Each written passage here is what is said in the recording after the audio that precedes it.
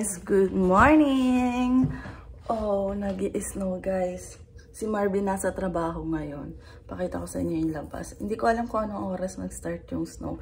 Kasi late na din ako nagising. Ayan. Kahagabi, nung umuwi ako, di ba, wala ng snow. Naubos ng ulan. Tapos, ayan na.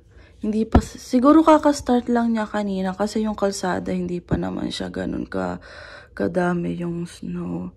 Pero hanggang mamaya ata yung snow nakalagay sa, magluluto lang ako ng aking, lunch na. It's winter na talaga. Na pala ako, nagsaing na ako, guys. Tapos, madami na talaga, guys, nagtatanong kung ano yung iniinom ko. Yung lagi ako nagpupup, talagang hindi na ako bloated talaga. Tapos, medyo pagigising, hindi na tayo sobrang haggard. Pero dahil din siguro may kilay na ako, kaya hindi masyadong mukha ko Mona Lisa pagkikising. Kasi as in talaga nipis ng kilay ko. Ito pala yung Lux Slim. Nakita ko kasi ito kay kay B. Yung girlfriend ni Kong TV. Kasi ang laki na ng pinayat niya. Pero sabi niya hindi naman daw as in ito yung nagpapayat sa kanya dahil nga nag-gym siya. Tapos yun, na talaga siya sa pagda-diet. Ang kaanuhan nito, lagi siya nagpupup, tapos hindi siya nakikrave. So, ganun nga yung nararanasan ko. Lagi ako nagpupup everyday talaga. Pati si Marvin, pinapainom ko, bali, sa isang baso, nag-share pa kami. Kaya minsan, gumagawa ako, bali, 2 baso para, lagi siyang nakikishare sa akin eh. Ayun, kukunti na lang. Tapos, o-order na uli ako, guys. Meron akong, bali, 2 ino-orderan na. Isa kasi dito malapit sa amin. Eto si Marvin, sinabi niya yung ka-work pala niya, meron din, nagbebenta din. So, kukuha din kami sa kanya para tulong bahalihinan. Tapos, yung ginapit ko po na Korean, hindi ko alam kung anong Korean, to yung, yung face mask sa mukha to. Yung cucumber fill of mask. Ito siya. Hindi ko alam kung saan to nabibili. Yan po. Ayan yung name niya. Hindi ko alam kung saan po ito nabili kasi binigay lang sa akin to nung nila Jessica, yung dati po namin kasama dito na Irish, yung couple. Yan. Ngayon ko lang nga po nagamit eh. Pero ang ganda niya sa mukha, no? Napansin nyo naman po yung face ko kahapon nung tinanggal ko yung Tatry kong tingnan to doon sa Korean store ng mga skincare. Tapos ito po yung Lux Slim. Yan. 4 season po. Bali may 4 na flavor. Balak ko nga po macchiato yung kape. Kasi hindi ako masyado mahilig sa kape. Tapos may dalandan din ata. Pero ito kasi yung para sa talaga. Yung may benefits pagdating sa pagpupup. Tapos hindi nakikrip. Kaya ito po kinuha ko. Tapos magluluto lang ako ng patty. Mag-burger steak ako. Balak ko sana magluto ng ang tawag dyan, sinigang, minahalang, tapos sisig. Kaso late na ako natulog. Kagabi, late na ako nagising. Tapos kanina nagising pa ako ng super agap dahil nga si Marvin po ay may pasok. Nag-alarm siya, nagising ako. Tapos medyo nahirapan ako makatulog. Yun, tapos nagpaalam siya na alis na. Hindi naman niya nasabi kung kanina na nag-i-snow nung umalis siya. Kasi dumating siya kanina alas 9 yung pasok niya. Tapos sabi sa akin, inaantok pa daw siya. Wawa naman yung bebe ko. Bukas naman wala naman siyang pasok. So, makapagpahinga siya. Sabi ko sa kanya, ka na, matulog ka na mamaya. Tapos sabi ko sa kanya, mag-Costco na tayo para makapamili na tayo ng mga spam na ipapadala namin sa Pilipinas. Ayun, tapos sabi niya, hindi pa nga daw siya nagre-register para mag-member. Sabi ko, baka pwedeng doon na lang. Kasi wala siyang pasok bukas, tapos 3 pa yung pasok. Pwedeng mamili muna kami para mapadala ko na yung balikbayan sa Pilipinas. Yun na lang yung kulang yung mga spam na bibili namin, tsaka Nutella, tapos yung mga chocolate. Ayun, para mapadala na namin sa Pinas. Excited na kami mag-pack ng mga ilalagay namin sa balikbayan box. Hindi pa naman siya ganun karami, guys. Kunti pa lang. Pero at least may mapapadala na kami. Unang balikbayan box. Ang gagawin kasi namin tig-iisay kasi ang layo kasi nung lugar ko sa lugar ni Marvin. Bali, una munang ipapadala yung sa akin, tapos yung kala Marvin. Ano pa? Mag-ipon pa kami kala Marvin kasi konti lang yung nabili ni Marvin eh. Sabi ko damihan muna natin bago natin ipadala. Kailangan daw kasi puno para hindi umiikot-ikot. Tapos bibili pa kami ng tape na kulay gray. Yun kasi sabi nila Tita Regina sa amin. Para daw mas matibay. Luluto na muna ako, guys. Kain na tayo, guys. Yung gravy ko. Yan. Kakain muna ako, guys, para makaligo na rin ako at anong oras na rin eh. Pasok na tayo sa work, guys. Bali basa yung dinadaanan ko at madulas. Tingnan nyo. Oops. Madulas. Ayan, kaya dahan-dahan lang tayo. Mahina lang naman yung patak ng snow.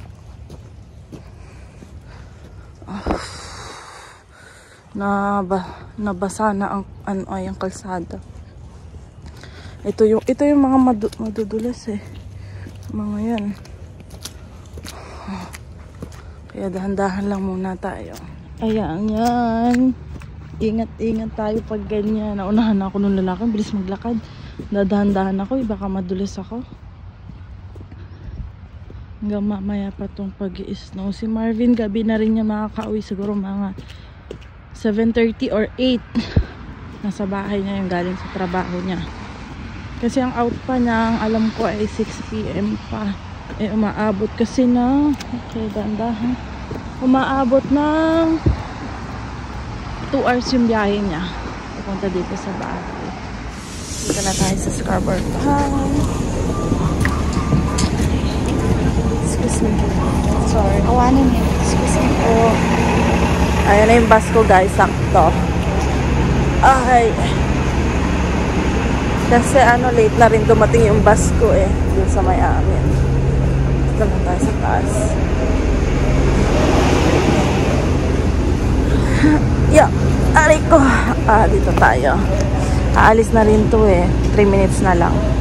Hello guys. Nandito na tayo sa work. At ang lamig. Nakita ko yung mga bossing ko sa labas. Mga paalis na mga nakasakay na sila sa sasakyan nila. So may nabasa nga pala ako guys na ang blessing daw hindi laging tungkol sa pera. Ito din yung mga positibong nangyayari sa'yo araw-araw. Kasi may mga ibang tao na hindi na nila napapansin yung mga magandang bagay na nararanasan nila sa araw-araw dahil nakapokus sila dun sa mga bagay na gusto talaga nilang makuha. Siyempre, minsan hindi talaga ibibigay sa'yo ni God yan. Kailangan paghihirapan mo pa or hindi pa yan yung tamang panahon para sa iyo. Pero siyempre, everyday, bigay mo yung best mo para sa lahat ng bagay, diba? Tapos, maging grateful ka sa lahat ng mga nararanasan mo, mga ganyan, kahit mga simpleng bagay. Tapos, alam nyo yung si Marvin na naman, yung asawa ko, alam nyo kung ano yung lagi niyang pinapasalamat, yung bawat gising niya everyday. Yun yung lagi niyang sinasabi sa akin. Na dapat nga iisip mo maging grateful ka kasi everyday gumigising ka. Kasi kapag hindi ka na nagising, wala ka nang pwedeng gawin. Hindi mo na pwedeng itama lahat ng mali mo, hindi mo na pwedeng matupad yung mga gusto mo mangyari sa buhay mo, diba? Kaya dapat maging grateful ka tuwing gigising ka dahil madami ka pang mga pwedeng gawin, pwedeng mabago sa buhay mo, diba? Ay, cute na lipstick ko ngayon. Pero hindi bagay sa akin. Kaya ang laking din talaga na meron kang partner na talagang supportive. Ang sarap mangarap kapag meron kang partner na parehas kayo ng goal, yung gustong makamit sa buhay. Yung alam mong hindi ka nag-iisa sa mga responsibilidad dahil may partner ka na laging nandyan, nakasuporta talaga sa lahat. Yun. Tapos, yun nga, syempre may pangarap kami na parehas din kami nag-e-effort para maabot yung pangarap namin. Kaya super happy. Tsaka matanda sa akin si Marvin. Di lagi niyang inaano na, papunta ka pa lang be. pabalik na ako. Naranasan ko na yan, be. Kaya sinasabi ko na sa'yo para hindi mo maranasan, hindi mo magawang mali din yung maling nagawa ko dati. Ginaganyan niya ako. Kaya parang kuyang-kuya, no. Matured na kasi yung mister ko. Tapos yun, ang dami niyang mga inaaral-aral sa buhay. Tsaka yung mister ko kasi, lagi ang gusto mag-isa, ganyan. Pero syempre, nag-asawa na siya, wala siyang magagawa. Lagi niya akong kasama. Laging gusto lang niya sa bahay, nagbabasa, ganun siya. Tapos yun na, naging asawa niya na ako. Doon na yan, nagagala-gala na yun, nalalabas-labas, umiimik-imik na. Madami na nagbago kay Marvin. Napakaseryosong tao yan. Kahit tanong niyo sa mga kaibigan niya, nabasa ko nga dati, siyempre, girlfriend pa lang niya ako. Di, conversation ng mga kaibigan niya, nababasa ko dati, yung mga luma. Tapos sinasabi niya, parang binubugaw siya ng mga kaibigan niya. Tapos sabi niya, bakit nyo ba ako binubugaw? Ba't nyo ba ako pinagmamadali sa mga ganyan? Hindi naman yan basta-basta yung love na yan. Tapos ang reply ng kaibigan niya, ang seryoso mo naman. Gusto lang naman kitang may makausap pa, parang ganyan-ganyan. Sabi, hindi ko naman kailangan, sabi niya ganon. Kasi nung panahon yun, parang, si Marvin, nag-aaral si Marvin, or siya, OJT na siya noon, pagbabarko niya. Wala pa sa isip niya yung mga, ganyan-ganyan. Pero nung, naman, nagka-jowa naman, bago kasi niya ako maging jowa, meron pa siyang ibang naging jowa. Pang niya ako, ipang-apat. So, high school, meron siyang 3 years na jowa. Tapos, after ng high school, parang matagal siya bago nagka-jowa uli. First year hanggang 3rd year, high school, ayun. May jowa siya, may girlfriend siya. Tapos, nag-college siya. Nagkaroon siya ng isang girlfriend, pero months lang sila. Yun ay kaibigan din niya. Tapos, yung last na girlfriend niya bago ako, sila parang almost 3 years din. Mag 2 years kasi sila. Tapos 1 year na niligawan ni Marvin kasi nasa barko si Marvin that time. Na si Marvin, nagka-girlfriend na si Marvin after noong sa nung college. 1 year ata. 1 year, 2 years ata siyang single. Tapos nagkaroon siya ng girlfriend. Yun nga yung last niya. Tapos yung 3 girlfriend ni Marvin, lahat yun kasal na din. Unang nagpakasal yung last na girlfriend niya. May baby na din yun. Tapos yung first girlfriend niya nagpakasal na din. Tapos buntis ngayon. Tapos yung second girlfriend ni Marvin, ano bang nangyari doon? Ayun, pakasal na din, tapos buntis na din. Tapos, so niluloko ko nga siya. Sabi ko, ikaw na lang yung hindi sa yung mga ex mo, puro may mga baby na, ikaw na lang ang wala. Sabi niya, oo nga, gusto ko na rin mag-baby, magte-30 na ako sa June, sabi niya sa akin. Sabi niya, wala pa akong full time Sabi niya ganun sa akin. Huwag ka mag-alala, dadating din naman tayo dyan. Mabibigla ka na lang talaga yung tipong alas 8, pagkagising-gising ko, nakita ko si Marvin nakatutok na sa laptop niya. Pagkagising ko, biglang lumapit sa akin, ganito na lang. Siyempre, yun? Every year for 3 years, sunod, magbubuntis ka para 3 agad ng, every year, 3 taon. Sabi ko, loko-loko ka. Parang nagising ako nung sinabi niya, seryoso nang sinabi. Gusto niya daw, kasi syempre daw mag-30 na daw siya. Halimbawa, magbala kami mag-baby ay 32 siya. So, 32, 33, 34, taon-taon daw, 3 magkakasunod. Sabi ko, loko. Sira ulo ka, kala mo ikaw yung magbubuntes. Loko to si Marvin Seryoso niya sinabi sa akin, loko. Siguro habang tulog ako, nag-iisip-isip na yung mga ganun-ganun. Kasi sinesend niya sa akin, ang dami niya nang sinesend sa akin ng mga pang-baby. Tapos yung parang mga baby bonding with mother and father ba. Ang cute kasi, parang may isa dong sinishare niya sa akin, yung mga baby na ipagkulitan sa tatay nila, sa nanay nila, yung mga ganun. Na din si Marvin kasi, Yan, sa asawa ka lang mas bata sa'yo eh. Yun, so, ayun guys. Mag-work na ulit tayo. Basta maging grateful lang tayo everyday sa lahat. Sana ay maging maganda ang ating 2024. Ayusin ko na yung kilay ko. Naglagay kasi ako ng konting kilay sa dulo. Ayan lang. Yung dulo lang nilalagyan kong kilay. Ayan at ayan. Ito hindi ko na yung nilalagyan. Natural na. Natural na ano. So, bye-bye guys. Mamaya na lang ulit tayo magchikahan. Hindi ko alam kung hihintayin ako ni Marvin mamaya kasi nga inaantok talaga siya. Ang agap niyang gumising din kanina at nagbiyahe pa siya papunta sa work niya. Ay, so mamaya na lang. Guys, nandito na ako sa labas. Grabe, takbong-takbo ako. Ang dami kong ginawa kanina. Nagkabul ako ng oras. Grabe. Tumutuling sipon ko. Oh my God. Kanina biglang nawala yung schedule ng bus, sabi ko. Tapos ngayon meron na 4 minutes na lang guys. Grabe, hingal ako. Lumabas ako, walang jacket. Ano lang, yung jacket na walang winter jacket. Di ko suot tong winter jacket ko nung lumabas ako. Ito lang ang suot ko, takbong-takbo ko. Tapos pagdating ko dito, yung sinuot ko na. Yan, lapit lang naman dyan lang sa likod, tabi lang yung pinto. Baka kasi sumulpot yung bus, nako, ay akong maiwan. Okay, nandito na tayo guys. Naglalakad na ako. Yung driver na nasakyan ko bago ata yun. Nag-thank you ako, kinindatan ako. Tapos ngumiti. Hulo. Charing. Ayan, may nakalabas na yung mga basurahan guys. Kasi bukas Friday. Yan, kukunin na sila bukas. Ang lamig. Hindi pala nagtuloy yung snow. Hindi ko na chinek kanina. Si Marvin guys, gising pa, hindi pa natutulog. Dahil ang dami daw nilang mga assignment. Tapos may project sila. Parang yung thesis, parang style thesis ng mga engineer. Yung parang gagawa ka ng machine. Tapos i-defend mo yun sa sa prop mo. May ganun pala sila. Sabi ko, hala. Kaya yung problemado.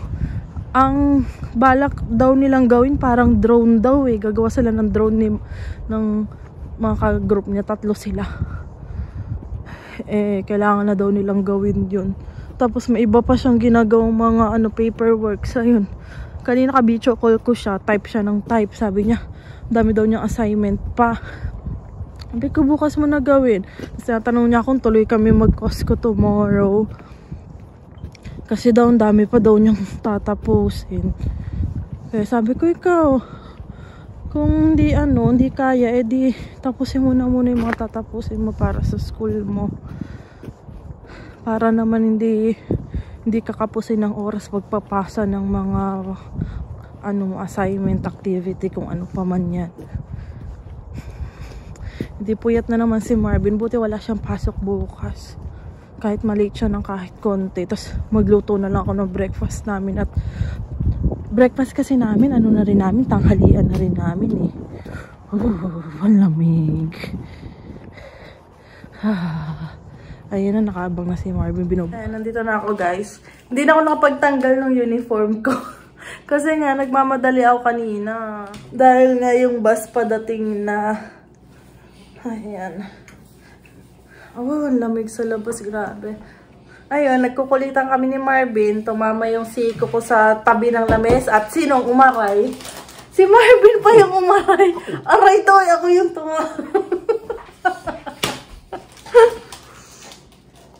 ako mahilig sa ganito. Hindi ba sasarapan? Okay lang. Walang mahilig sa marshmallow eh.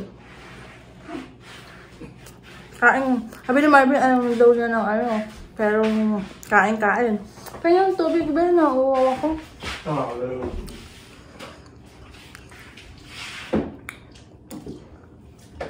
Okay, ang sarap doon kaya.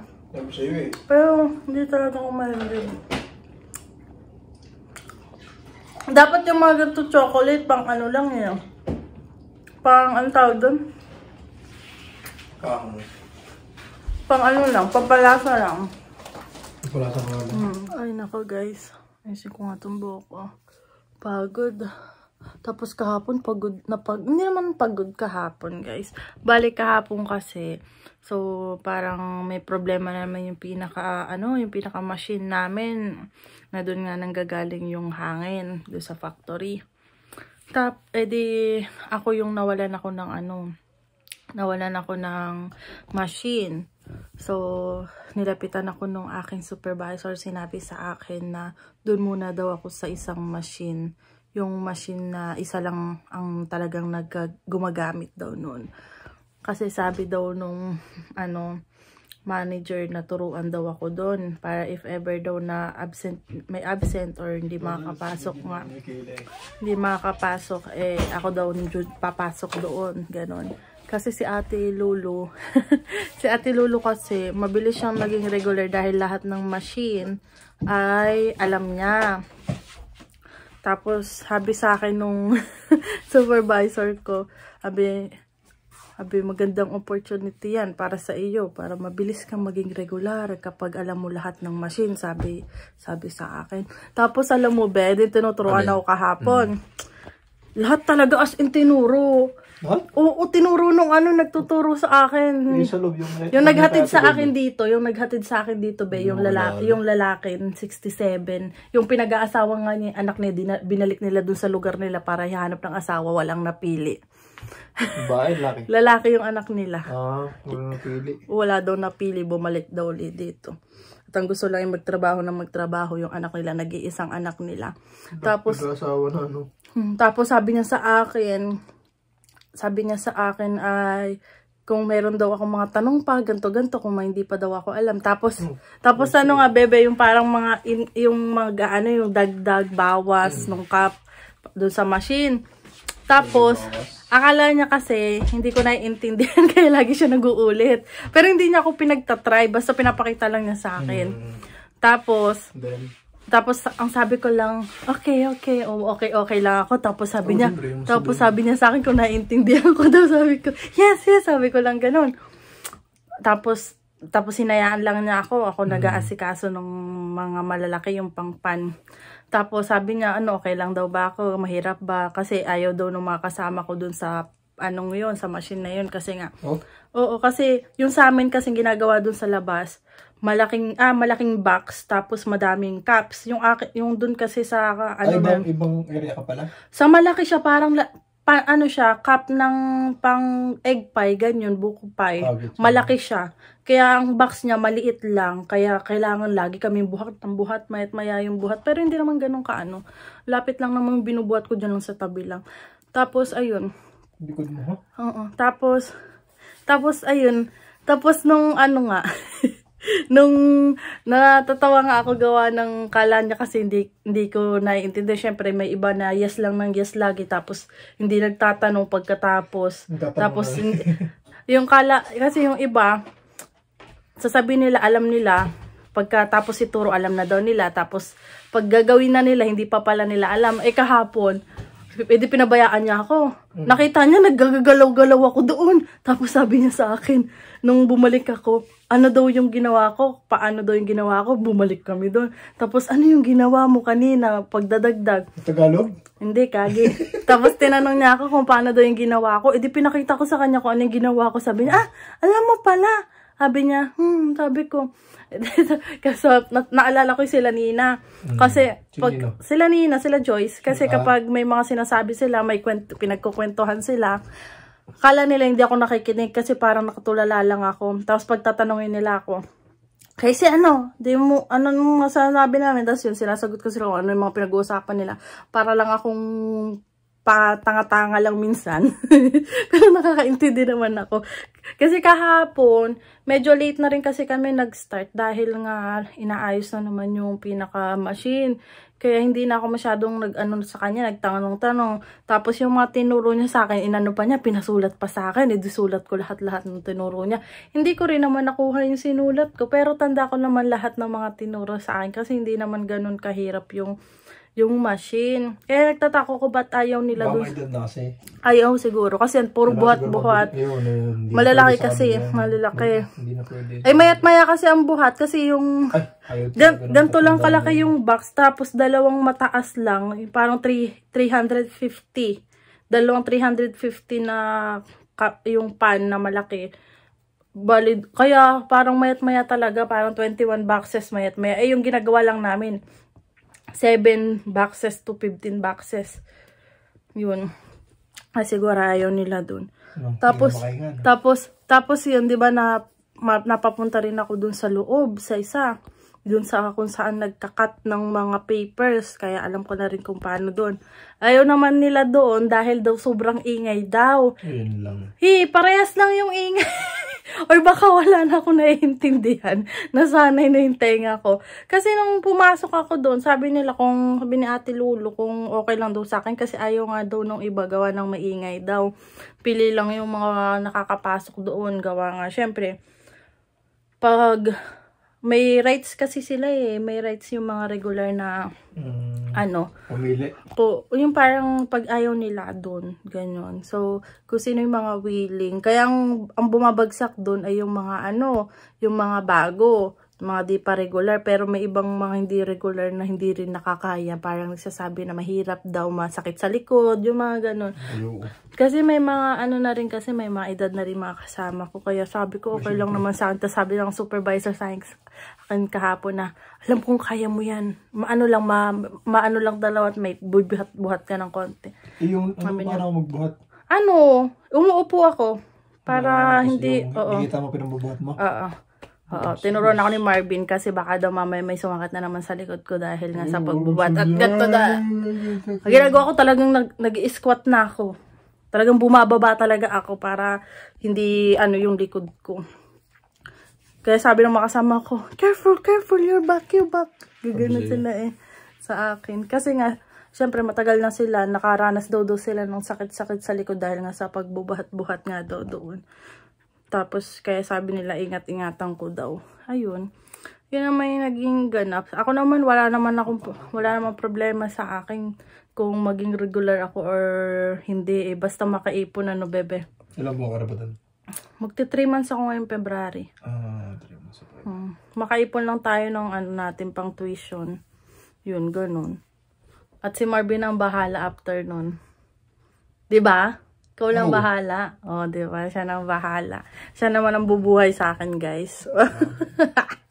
Pero syempre, hindi pwedeng mawala yung mga pampaganda ko, Kasama yun sa allowance ko, Maganda talaga. Nakakahanap ka, bebe. You're the best.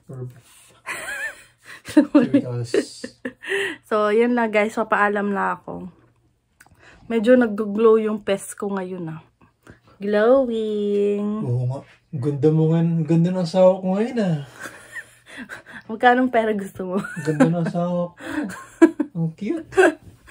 So, paalam na ako, guys. Kasi magtututbrush na rin kami ni Marvin para makapagpahinga na tayo. So, papaalam na po kami. Don't forget to like and subscribe sa YouTube channel namin. Bye-bye!